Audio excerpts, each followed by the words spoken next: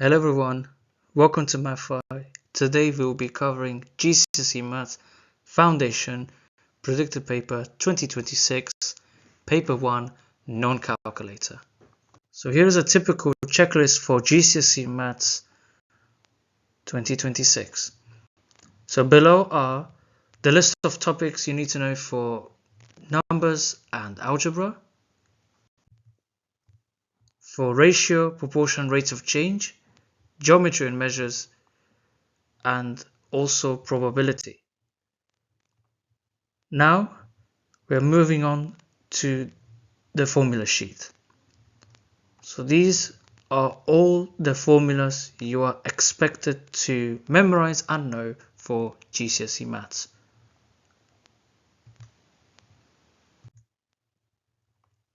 So through this predicted paper, we'll be covering potential topics that could come for the 2026 exam. This is just a prediction. It's not 100% they will come in the exam. It all varies. But these topics are there to help you understand and to anticipate what to expect in GCSE Maths Paper 1 Non-Calculator. Question 1. Write down the value of 5 in the number 224.05, 1 mark. For this question, it's important to draw a place value table. So as you can see, that number 5 is positioned in the hundredths group. So therefore, we would write it as 5 hundredths or 0.05. Now notice that the red dot represents the decimal point. Anything after, we add the HS, so tenths, hundredths, and potentially even thousandths, if there's a question that could come up like that. In this question, just as you can see, the number 5 represents the hundredths group, so 0.05. So we say 5 hundredths, 1 mark. Question 2. Here is a list of numbers: 11, 19, 25, 32, 35, 39, 40. From the numbers on the list, write down an even number. For this question, there are 2 possible answers. You can pick only one. So it doesn't matter if you pick 32 or 40. Because this is an even number, you would gain 4 marks. So the answer is 32 or 40. Question part B. Write down multiples of 8. So multiples of 8, there are 2 numbers, 32 and 40, because 8 times 4 is 32, 8 times 5 is 40. Therefore, the final answer for part B, 32 and 40. Part C. List all the prime numbers. Remember, prime numbers only have 2 factors. So it's either divided by 1 or by itself. So for this particular case, 11, 19, and 39 are all prime numbers because they have only 2 factors, 1 and the number by itself. Question 3. Work out an estimate for the value of 61.1 plus 0.56 divided by 1.603. 2 marks. So for this question, estimation is all about rounding up or rounding down answers. So 61.1, you can round down to 61. 0.56, you can round up to 1. 1.603 can be rounded up to 2. Now, we rewrite all 3 numbers as normal. 61 plus 1 divided by 2. 61 plus 1 is 62. 62 divided by 2 is equal to 31. So the final answer for question 3 is 31. Question 4. The prime factors of 48 are 2 times 2 times 3 times 4. The prime factors of 30 are 2 times 3 times 5. Find the highest common factor and lowest common multiple for 48 and 30. Normally, in any highest common factor and lowest common multiple question, they won't give you the 2 times 2 times 3 times 4. Or should I, to be specific, they won't give you the prime factors straight away. Sometimes you would have to work them out by yourself. So they will just list all the prime factors of, so to be specific, they'll just list out which two numbers are common. So highest common factor, lowest common multiple. What do? We need to work out the prime factors. For this question, the prime factors have already been given to us. Now it's just a case of how do we work out the highest common factor and lowest common multiple. So the best way to approach this question is by drawing a Venn diagram. Now, we need to work out what numbers are common in both 48 and 30. 2 is common in both of them, as well as 3. So these two numbers will be inserted in the middle of the Venn diagram. Now the remainder, so 2 and 4, these are all inputted into the 48 group, so that's not in 30. And for the 30 section, or to be specific, what number is in 30 but not in 48? 5. Now to work out highest common factor, it's always the middle intersection, so between 48 and 30, as shown by the highlighted section. So highest common factor is equal to 2 times 3, which is equal to 6. To work out lowest common multiple, you just need to multiply every single number inside both of the circles. So 2 times 4 times 2 times 3 times 5. You could write it as 2 squared. This is optional. It's not mandatory. So 2 times 2 is 4. 4 times 4 is 16. 16 times 5 is equal to 80. 80 times 3 is equal to 240. So the lowest common multiple for 48 and 30 is equal to 240. Question 5. Work out 2 and 3/4 multiplied by 1 and 2/3. Give your answer as a mixed number in its simplest form. Now, if the question is asking as mixed number, it needs to be exactly like the 1 and 2/3. So it needs to have a number and a fraction at the same time. So the first important step would be to convert both of these mixed numbers into improper fractions. So to start off with 2 and 3/4, 4 times 2 is equal to 8. And 8 plus 3 is equal to 11. So we rewrite it as 11 out of 4. Now the same strategy will be placed for 1 and 2/3. 3 times 1 is equal to 3. 3 plus 2 is 5. 5 out of 3. Now multiply the fractions as normal. 11 times 5, 55. 4 times 3, 12. So 55 out of 12. That's the improper fraction. But the question says, give your answer as a mixed number in its simplest form. So we need to write as a number and a fraction. How many 12s go into 55? It will be 4 times, remainder 7. So it will be 4 and 7/12. That's your final answer for question 5a. Part B.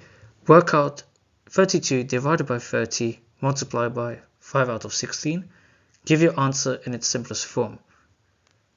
For this question, there are two ways of solving this. You could multiply them as normal and then simplify, or you could look at a pattern. What I mean by that, look at what two numbers are common in between them. So, for example, 32 and 16. What numbers are common in both of them? 16 is common in both of them. So we can divide both the numbers by 16. 30 and 5. What numbers common in both of them? 5. So it means both the numbers will be divided by 5. So start off, 30 divided by 5 is 6. 5 divided by 5 is 1. 16 divided by 16 is 1. 32 divided by 16 is 2. Now multiply them together. 2 out of 6 times 1 is just 2 out of 6. This can be simplified further to 1 out of 3 because both numbers are multiples of 2. So that's why when it says leave its simplest form, you need to leave it as 1 out of 3. Question 6. 60 Year 4 students were surveyed. 10 students were left-handed. 5% of students were ambidextrous and the rest were right-handed. Use this information to complete the Venn diagram. Step number 1. Understand the pieces of information that have been given to us. 10 students were left-handed. So this can be put into the Venn diagram. 5% of students were ambidextrous. So ambidextrous means both right-handed and left-handed. So we need to work out 5% of 60. There are two ways. You could do 5 divided by 100 multiplied by 60, or the fastest and the safest approach, work out 10% of 60, which is 6, and then 5% just means divided by 2, which is 3.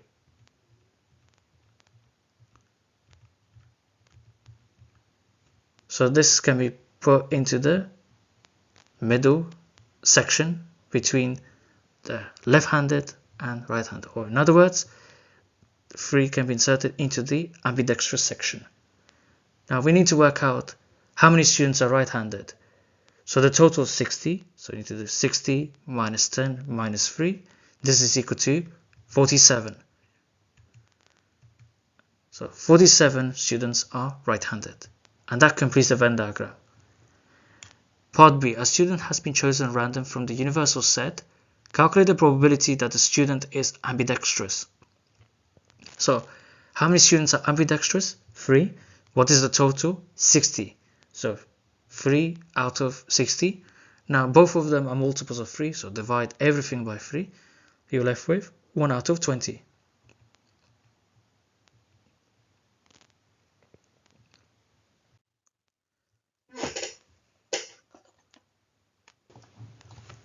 Question 7a.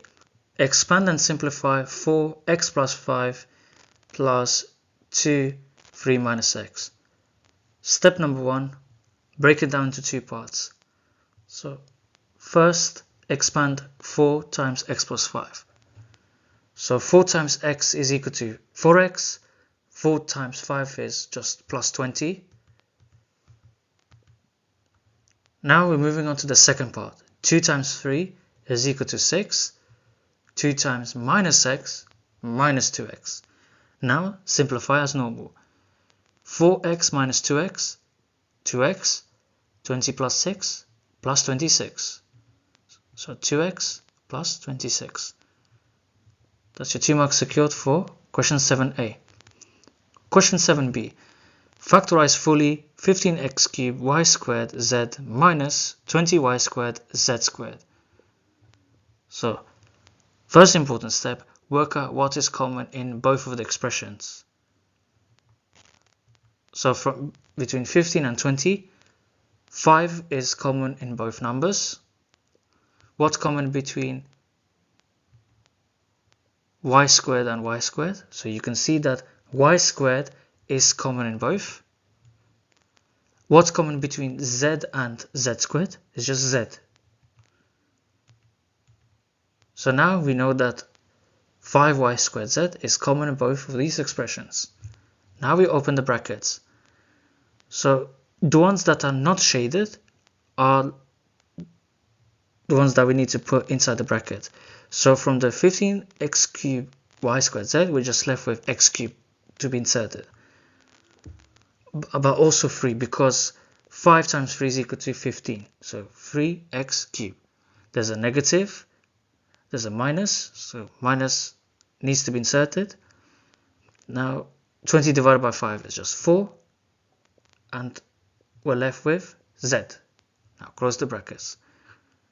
So the full factorization would be 5y squared z, open bracket, 3x cubed minus 4z, close bracket, 2 marks. Question 7c. Write down the value of 2 times 3 to the power of 0. Remember, anything to the power of 0 is always equal to 1. So the final answer is 1. Question 8a. Find the length of x. So in this triangle, we need to think of 2 scenarios. What formula would we need to use? Do we need to use Pythagoras? Nope, because we don't know the 3 sides. What else can we use when there's a right angle triangle? Trigonometry. And fun fact, the right angle is equal to 90 degrees. That's the hint. So as you can see, we need to use SOHCAHTOA. So sine equals opposite over hypotenuse, cos equals adjacent over hypotenuse, or tan is equal to opposite divided by adjacent. We already know the hypotenuse is equal to 10 centimeters. We don't know the opposite side, and A is just the adjacent. So the question is, what would be the correct formula to solve this question? It will be the sine rule, opposite divided by hypotenuse. Since we already have an opposite angle, which is 30 degrees, and we also have the hypotenuse, which is 10 centimeters. So these are the 2 pieces of information that are really useful and will help us solve this question. So we'd use the SOH. Sine theta is equal to opposite divided by hypotenuse. Now, here's a little hiccup. For non-calculator paper, you are expected to know the exact trigonometric values for 30 degrees, 45 degrees, 60 degrees, and 90 degrees. So the best way, there are 2 amazing methods in solving exact trigonometric values in any non-calculator paper. So you write down 0 degrees, 30 degrees, 45 degrees, 60 degrees, and 90 degrees. We list the sine rule. So 0, 1, 2, 3, 4. Cos is just the opposite. 4, 3, 2, 1, 0. And divide them by 2. That's the first method. Now sine 30 is just square root of 1 divided by 2. Now square root 1 is just 1. So sine 30 is equal to a half. The second method is the most popular and I would say the fastest method in solving exact trigonometric values, known as the hand rule. So 0, 30 degrees, 45 degrees, 60 degrees, and 90 degrees. So for sine rule, all you need to remember, square root of fingers below divided by 2. Now for cos, it's slightly different. It will be square root of fingers above divided by 2. So let's continue with question 8a. We already know sine 30 is equal to a half. So sine 30 is equal to opposite divided by hypotenuse. Now a half is equal to opposite divided by 10. So to work out opposite, a half times 10, which is equal to 5 centimeters. Now, write down the exact value of cos 30 degrees. 1 mark. Now remember, cos is equal to square root of fingers above divided by 2. So how many fingers are above 30 degrees? 45, 60 degrees, 90 degrees, so that's 3.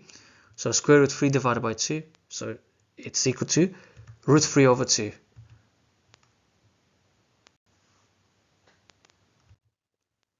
Question 9. Given that 8 times square root 64 is equal to 8 to the power of n, Find the value of n. Now this topic stems from laws of indices. So if you know the rules for laws of indices, this question will be easy for you. Now here's a little hint. They're already given in the form of 8 to the power of n. 8 is, so on the left side of the equation, we have 8 times square root 64. 8 is on its own, so that's fine. Now square root 64 can be rewritten. We already know 64 can be rewritten as 8 squared. But the small hiccup is that we have a square root. Now how do you write square root as a power? Power of something. Now when it says square root, it means to the power of a half. So the way you write it as 8 to the power of 1, or 8, multiplied by, open bracket, 8 squared, close bracket, to the power of a half, equals 8 to the power of n. Now, if the question mentions, or if the question is asking for cube root, then the power would be 1 out of 3, not a half. So to the power of a half means square root, to the power of a third means cube root. These are just some types of information that you need to remember and understand. So look, based on the laws of indices rule, anything inside the brackets, you need to multiply the powers. So 8 to the power of 1 stays as it is. So 2 times a half is just equal to 1. So 8 to the power of 1 multiplied by 8 to the power of 1. Now if you remember from the product rule, so if you have the same base and it's multiplied, you only add the powers. That's all you need to do. So 8 to the power of 1 plus 8 to the power of 1, so 1 plus 1 is equal to 2. Therefore, n equals 2. 9b. Simplify 64x to the power of 7 y to the power of 6 divided by 16x to the power of 4 y squared. With this question, you could break it down into 3 parts. Do the whole numbers first, then the x's, and then the y. Fun fact, when laws of indices, if you divide with the same base, you're subtracting the powers. Let's start off with 64 divided by 16. 64 divided by 16 is equal to 4. X to the power of 7 divided by x to the power of 4, it means 7 minus 4, which is x to the power of 3. And y to the power of 6 divided by y to the power of 2 means 6 minus 2, which is 4. So the final answer would be 4x cubed y to the power of 4.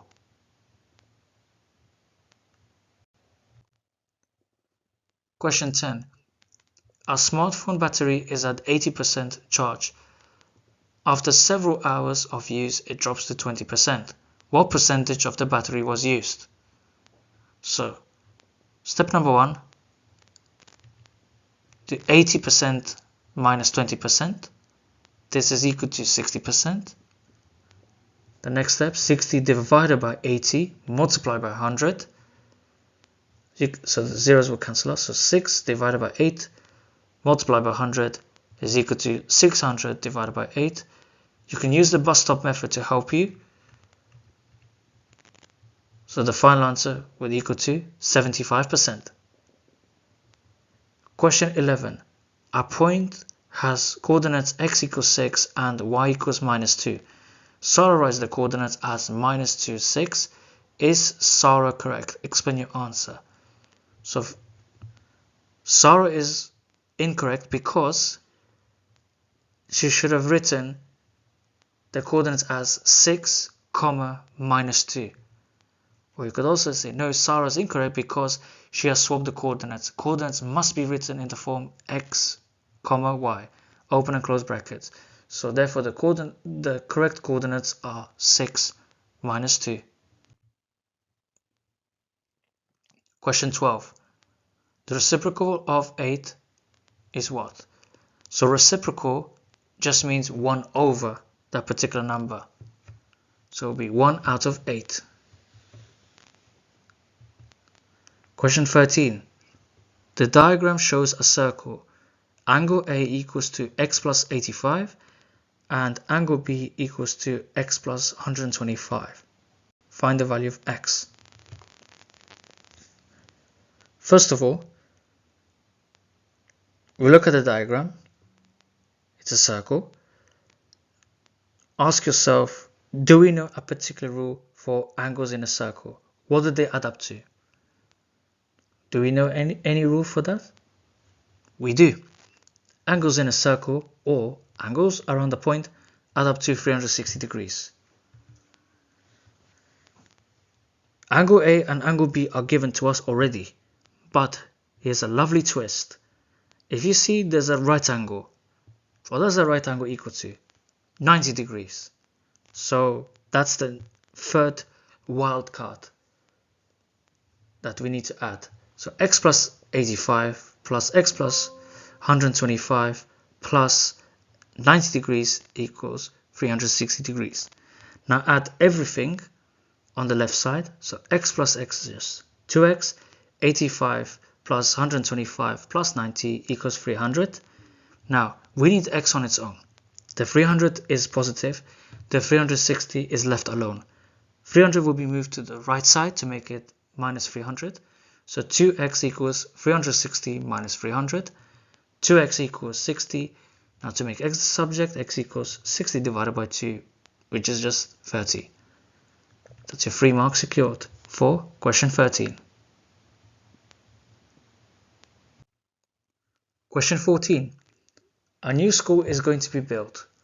It must be no more than 10 kilometers from town X and no more than 12 kilometers from town Y.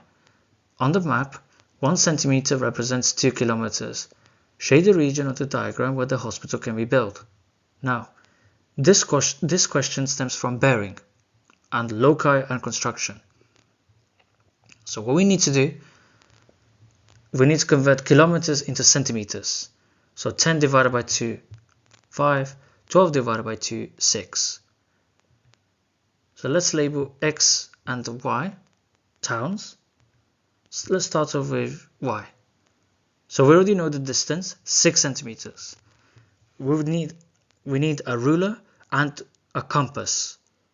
So the sharp needle point needs to be put at Y, and then the graphite or the pencil bit needs to be at the end of 6 centimeters. Then you draw a circle. The same principle can be applied for X. Remember, the pointy bit needs to be at X, and then the pencil bit or the graphite needs to be placed at the end. So draw another circle, and we shade the middle section in between X and Y. So that's where the hospital can be built. That's your 2 marks secure for question 14. Question 15. A rectangle has length x plus 7 and width x minus 5. Find an expression for its area. This question is nice and straightforward. Pretend like you use with any numbers, length times width. So you just multiply as normal when you work out area of rectangle. So x plus 7 multiplied by x minus 5. Now we can expand the brackets. So x times x is x squared. X times minus 5 is minus 5x. 7 times x plus 7x. 7 times minus 5 minus 35. Now let's simplify the two numbers in the middle. Minus 5x plus 7x positive 2x. So x squared plus 2x minus 35. Question 16. A length is measured as 11.4 centimeters, correct to the nearest 0.1 centimeter. Write the error interval, 3 marks. For this question, we need to use the place value of degree of accuracy. So this is from the topic error interval and bounds. So for 1 decimal place, 0.1, we always divide it by 2. 2 decimal place, 0.01 divided by 2. 3 decimal place, 0.001 and 0.001 divided by 2. The reason why we divide by 2 is to help us work out the range between the lower bound and upper bound. Now if you notice at the bottom there's a less than equal to sign. That less than equal to sign tells you that the lower bound should round up to 11.4. So we need to make sure that it follows that principle. So 0.1 divided by 2 is just 0.05. Now to work out the lower bound, 11.4 minus 0.05 is equal to 11.35. Now, as I mentioned earlier, 11.35 rounds up to 11.4, so it needs to be inserted into the less than equal to sign. We'll get to that later. To work out the upper bound, 11.4 plus 0.05 equals 11.45. So the final answer would be 11.35 less than equal to length, or x less than 11.45. So that's your 3 marks secured for question 16.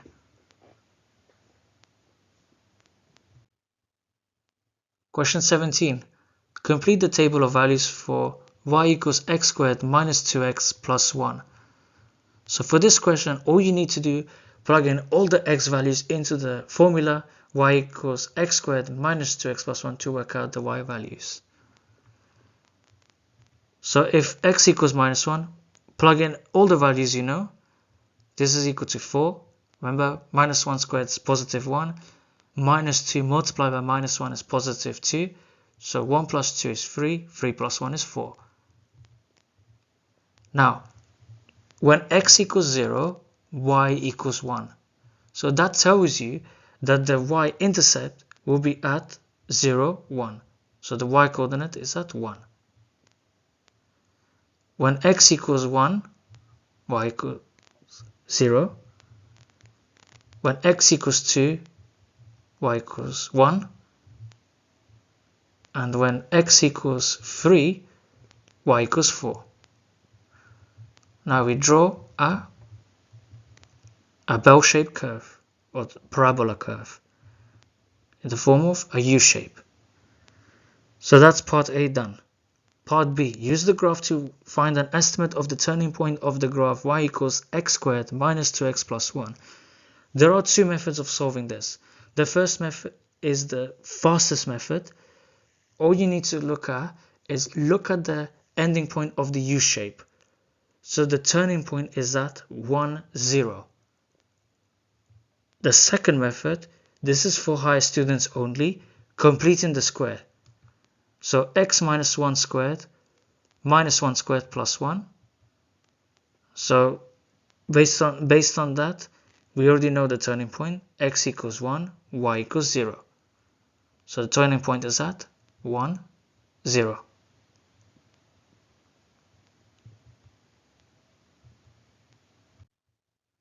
Question 18. A bag contains 5 red, 3 blue and 2 green M&Ms. Aria picks 2 M&Ms, one after another, without replacement. Question part A, complete the probability tree diagram. So the first important step in any question, work out the total number of M&Ms. So 5 plus 3 plus 2 is equal to 10. Now we can work out the probability for each color. So for red, 5 out of 10. For blue, 3 out of 10. Green, 2 out of 10. Now, probability of picking red again will not be 5 out of 10. It will be 4 out of 9. The reason for that is because they pick M&Ms at random and they don't replace it. So what has happened? The numerator and the denominator were subtracted by 1. And the blue counters are still 3 out of 9 and 2 out of 9. So it's like a little pattern. So the ones that are the same color twice, the second fracture, you take away the numerator and denominator by 1. So let's look at the blue counters. So red, 5 out of 9. So probability picking blue again, it will not be 3 out of 10, it will be 2 out of 9. Green, 2 out of 9. Now let's look at the last section.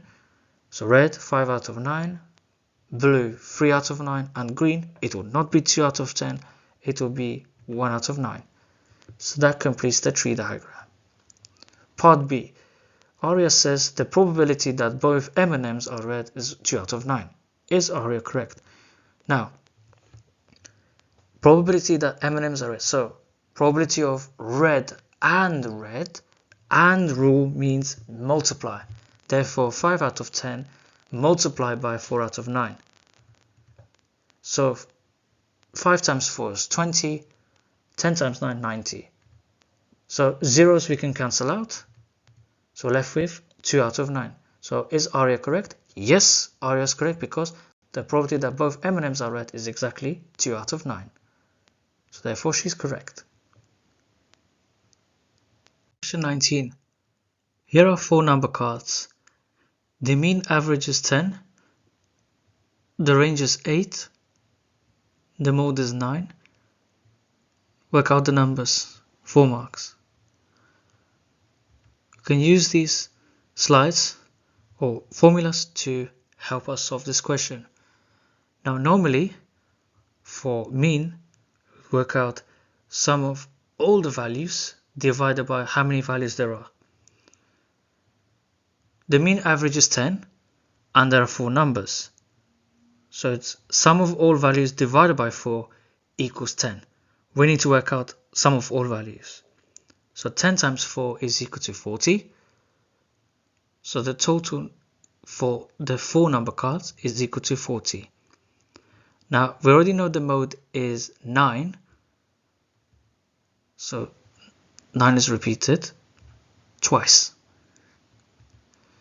To work out the remainder, 40 minus 9 equals 22. Now the range. Range is the biggest number take away the smallest number. Biggest number take away smallest number is equal to 8.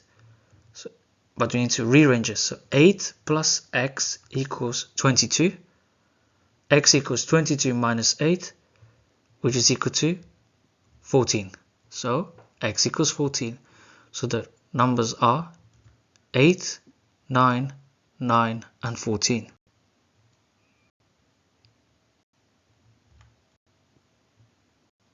And just to double check, 8 plus 9 plus 9 plus 14 equals 40.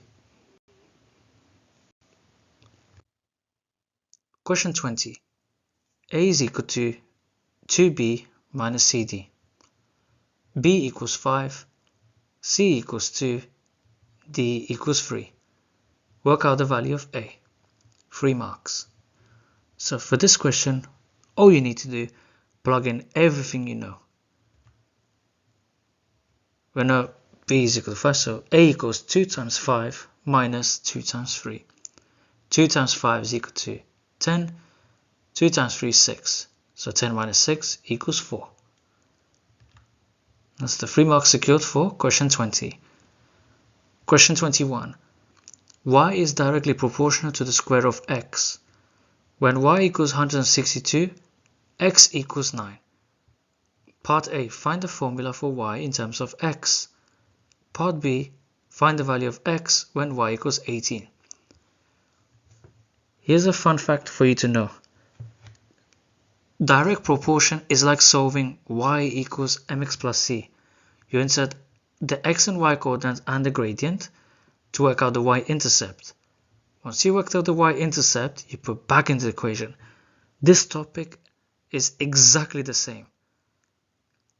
And I'll show you why. So when it says y is directly proportional to the square of x, so we need to put the proportionality symbol. Y is directly proportional to x squared. But we need to make it into a linear equation. That's when the letter k comes in. Now, letter k represents the limit of proportionality. It helps you describe the relationship between the y values and the x values. So that's why it's written as y equals kx squared, because it needs to be in a linear equation format. Now, let's plug everything we know so far. Y equals 162, x equals 9. So 162 equals k multiplied by 9 squared. Now 9 squared is equal to 81. 81 times k, 81k. To make k the subject, k equals 162 divided by 81, k equals 2. Now we put back into the equation y equals kx squared. So the formula for y in terms of x is just y equals 2x squared. So that's part A done. Part B, find the value of x when y equals 18.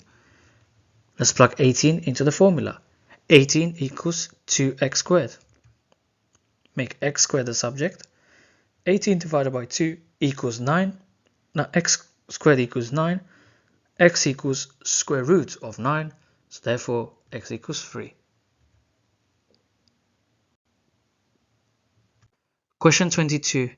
A equals minus 3, 4 and B equals 2 minus 3. Write down as a column vector. Part 1, 2a plus b. Part 2, a minus b. The last part, translate the triangle by the vector minus 4, 3. Now, this topic is a column vector, so this is a grade 4-5 topic. Let's pay attention to a equals minus 3, 4. What do those numbers represent? Minus 3 represents the x direction, right or left. Right for a positive number, left for a negative number. So minus 3 means going to the left by 3. What does the 4 represent? It means it's the y direction, up or down. So if it's positive 4, it means up by 4. If it's negative 4, it means down by 4. So these are all the concepts you need to understand. So 2a plus b, so 2 times minus 3, 4 plus column vector 2 minus 3. Now 2 times minus 3 is minus 6, 2 times 4 is equal to 8, plus the column vector 2 minus 3. Now add the two column vectors together, minus 6 plus 2, minus 4, 8 plus or minus 3 is just 5. Part 2, a minus b. So put the two column vectors together and subtract as normal. Minus 3, 4, minus 2, minus 3. Minus 3 minus 2, minus 5. 4 minus 3, 7. Okay, translate the triangle by the vector minus 4, 3. So looking at the blue triangle, we need to translate it. And the column vector is there to help us. Minus 4 represents going to the left by 4, and positive 3 represents going up in the y direction by 3. So let's start with one of the points. 1, 2, 3, 4, and up by 3. 1, 2, 3. That will be the final answer, the yellow triangle. So we have successfully translated the triangle by the vector minus 4, 3. Question 23. This shape is formed by two identical semicircles and a pair of parallel lines. Work out the perimeter of the shape. Give your answer in terms of pi. So perimeter is equal to two identical semicircles. So we're working out two circumferences of a semicircle. Now if you combine them together, it forms a one whole circle, and plus the two parallel lines. So the first method,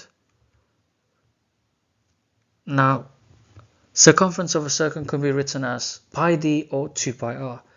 So this is a semicircle, so 2 pi r divided by 2 plus 2 pi r divided by 2 because there are 2 plus the two sides. So that cancel them out. So the perimeter is equal to 2 pi r plus 8 plus 8. Now we already know the radius is 2y because the diameter is 4 meters. Radius is half of 4, which is 2. So 4 divided by 2 equals 2. So 2 times pi times 2 plus 16, so it's equal to 4 pi plus 16. The second method, you can use the formula of a circumference, pi d. So pi times 4 plus 16. Now this can be rewritten as 4 pi plus 16. These are your 3 marks secured for question 23. Question 24. The bar chart shows the percentage of students who achieve grade 4 or above in English and Maths from 2020 to 2024. So here's a table showing the year, the English scores as a percentage and Maths scores as a percentage. Part A, draw a bar chart to represent this data. So the first important step is to work out the correct scale in the y-axis. So going up in tens each time. Second step, label the number of years. So 2020, 2021, 2022, 2023. Make sure they are spread out so that there is an equal comparison between them, so they're not clumped together. And it's also important to put a figure legend. So E represents English and M represents Maths. Most importantly, it's also crucial to label the y-axis. So y-axis represents students who achieve grade 4 or above. Now, in which year did results drop below 20% between English and Maths? We need to pay attention to the 2 years, 2021 and 2022. So start off with 60 and 50. So 60 minus 50 equals 10. 10 divided by 50 multiplied by 100 equals 20%. 80 minus 64 equals 16. 16 divided by 64 times 100 equals 25%. Now the question says, in which year did the results drop below 20%? So it means there needs to be a further decrease than 20%. So there's a 25% decrease, which means that the final answer for in which year did results drop below 20% between English and Maths would be 2022. Good luck, and I wish you all the best for your exams.